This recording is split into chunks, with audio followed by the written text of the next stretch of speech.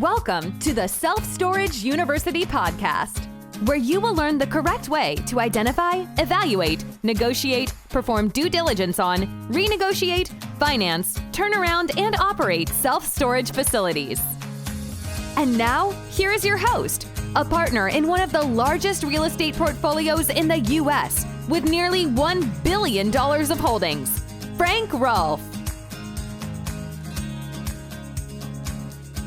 Bluffing is a big part of playing poker, but are you aware it also comes up frequently in the self-storage business? This is Frank Rolfe with the Self-Storage University podcast. We're going to be talking all about bluffing, and particularly the bluffs that sellers tell you, trying to get a reaction out of you, trying to make you do something, and most of the time it's false. Just like any other bluff, it's not true. So let's start off with a common one, and this is when the seller says to you, well, I've been offered full price for this property. Typically, when you throw out a price lower than the asking price and they respond with, in a huff, well, I've been offered full price on this property. Well, then why are they talking to you, right? It makes no sense. If someone came into me and offered me full price for something, well, I would take it. So there really is no fallback position from that wild bluff. Take it. You got offered full price, take it. But I'm assuming you didn't because it's still on the market. So in that case, here's the price that I would pay. Don't let them get away with their bluff. Don't let them convince you that your offer is ridiculous and that full price must be a bargain because they've already had full price. Don't do that. Stick with your guns. Stick with the price that you came up with because you know them selling means that they're going to ask more than it's worth, hoping to triangulate the final price. But don't let them catch you off guard by doing this fake pretense. Oh, my property is so hot. I already got full price offer.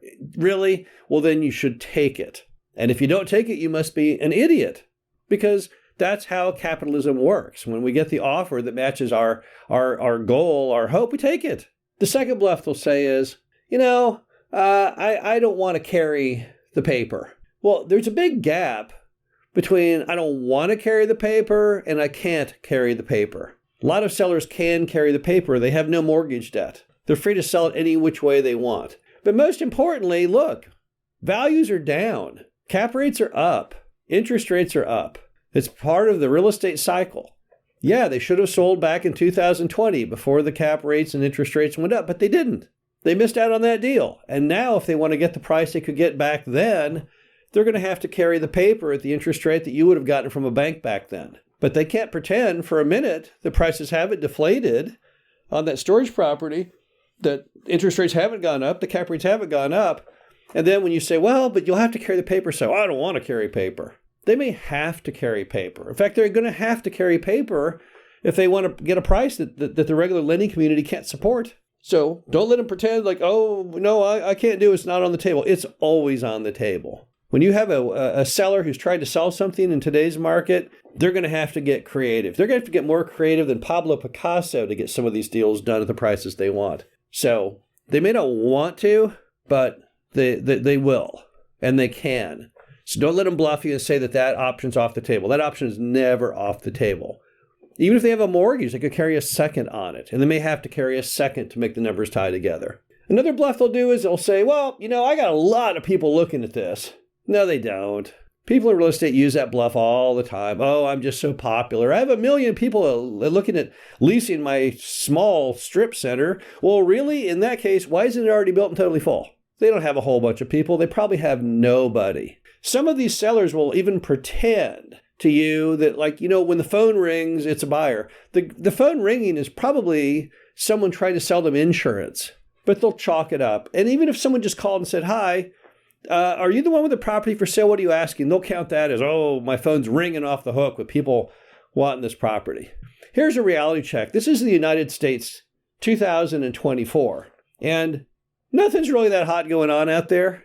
Everything's very lackluster. We got the Trump presidency coming up in January. That's fantastic. That'll spur people to get excited about life again. But for right now, there's nothing going on. So when someone tries to pretend to you, give you this false bluff that, oh, yeah, it's just so hot, it's so happening. No, it's not. I'm sure you've been to some restaurant. You go over there. It's Friday. It's 6:30, and there's nobody in it.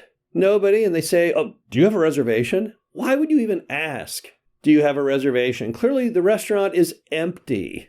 But yet they want to use that as a bluff to make you feel like they're hot, they're happening, they're the restaurant that everyone wants to go to.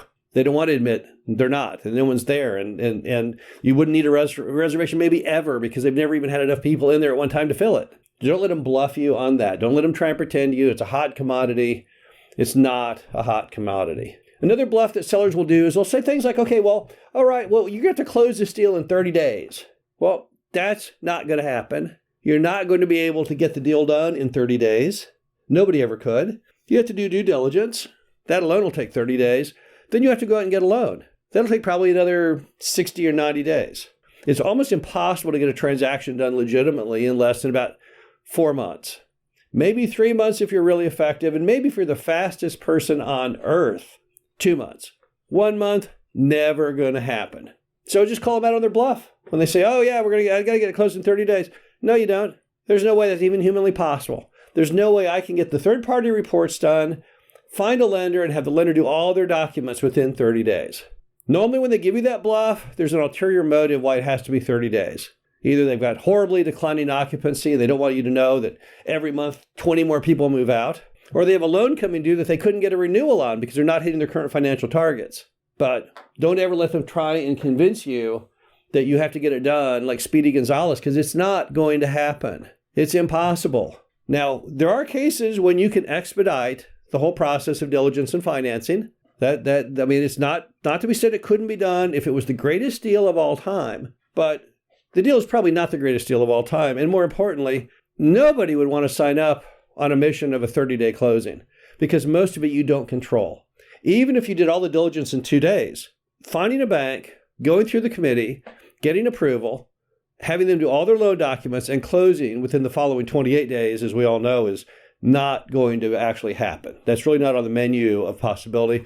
When the seller tells you that bluff, you just need to shoot it down on the front end and say, no, that's not going to happen. And then finally, don't let the seller ever try and convince you that the price on the property is firm. There is nothing firm in the world when it comes to price. I've never understood people who try and tell you that a price is firm because it goes contrary to all known logic of negotiating. Seller shoots high, the buyer goes low, and then you meet somewhere in the middle. You triangulate the final price. No one would ever be dumb enough to put the price at a firm price. It makes no logical sense.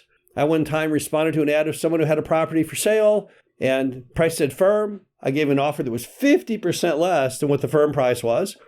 They then admonished me and said, didn't you see the thing said firm? I said, yeah. But I also saw that it's been on the market now for, a year. So I'm just telling you what I think the thing is worth. And I'm not saying you got to do it. But if you ever want it, that offer's on the table. I didn't go more than about 2 weeks before you can guess it. The guy called me up and said, yeah, okay, is that offer still available? Once again, it was a total bluff. It was not rooted in anything. The bottom line is, just as in poker, sometimes when people make bluffs, they mean it for real. Sometimes if you watch those shows on TV with poker, the guy who's got the winning hand is he's not bluffing when he raises the ante because he knows he's going to win. But a lot of times bluffs are just that. They're hollow, and don't fall for them. This is Frank Rolfe, the Self-Storage University podcast. Hope you enjoyed this. Talk to you again soon. Thank you for listening to the Self-Storage University podcast. Be sure to visit us at ssupodcast.com, where you can learn the correct way to identify, evaluate, negotiate, perform due diligence on, renegotiate, finance, turnaround, and operate self-storage facilities.